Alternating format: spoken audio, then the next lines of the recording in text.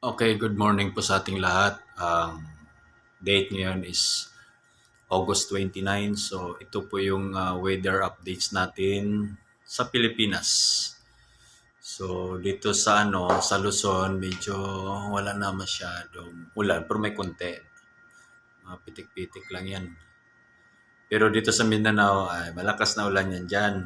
Ingat kayo dyan, no? Dyan sa Mindanao, may part of Visayas. Basta yung Pulayan, heavy rain yan. Heavy rain yan siya, malakas yan. Kagaya din kahapon na report ko dito sa nakaraan din, na heavy rain din dito sa sa Manila, ganun. So ngayon wala na, medyo konti. So mamaya siguro baka may pag-uulan din kasi yan, hatak-hatak yan eh. Yung mga pula-pula na yan, malalakas na ulan yan. Hindi naman yan sa Baguio, pero malakas yan na ulan. So dito sa Mindanao, part of Mindanao yan, lalo na sa Davao, yan, part ng Surigao, yan, dyan banda. Malakas ang ulan dyan, oh. Heavy rain yan. Abot pa yata ang dyan eh, Jinsan. So, yun. So, yung update tayo sa Baguio, nandun sa taas. So, titingnan natin mamaya yan. Idudugtong ko lang yung video. Yan. Tapos, ito naman, nandun yung Baguio. Nakaapak na siya sa sa Japan. Masok na. So, ito yung Pilipinas. So, tingnan nyo yung flow ng hinahatak papunta doon kasi malakas yung bagyo niya. So, yun yung mga pag-uulan na Mindanao, malakas. Mag-ingat kayo dyan. So, puputulin ko lang dito. Idudugtong ko lang, titingnan natin yung tracks ng ng bagyo kung nasaan siya. Okay, ito po yung latest natin, August 29, ng tracks ng natin sa bagyo. Nandito na po si Sansan. So, tumama na po siya sa Mako, Rasaki, Kagoshima, then papunta na siya ng Fukuoka, then sa Osaka, saka sa Tokyo. So, pero doon sa Tokyo, mayroon na rin pag-ulan. Pero dyan, tumama na dyan.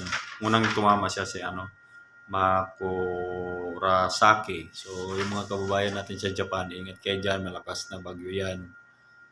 Si Sansan, tumama dyan, oh. Lakas.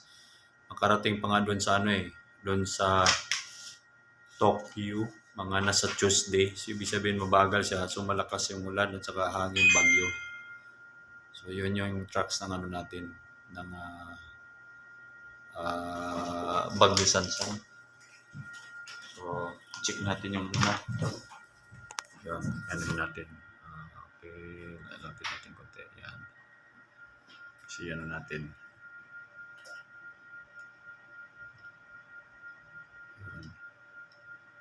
So, yun po yung natin. Yung Pilipinas, nandito ang Pilipinas. So, yan. Diba? So, malayo sa atin. Kaso may pag-ulan lang tayo. So,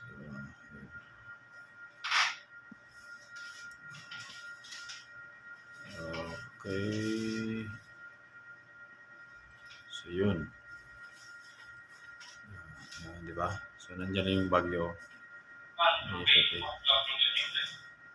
Sila na tumawag Foxtrot Romeo 6, go.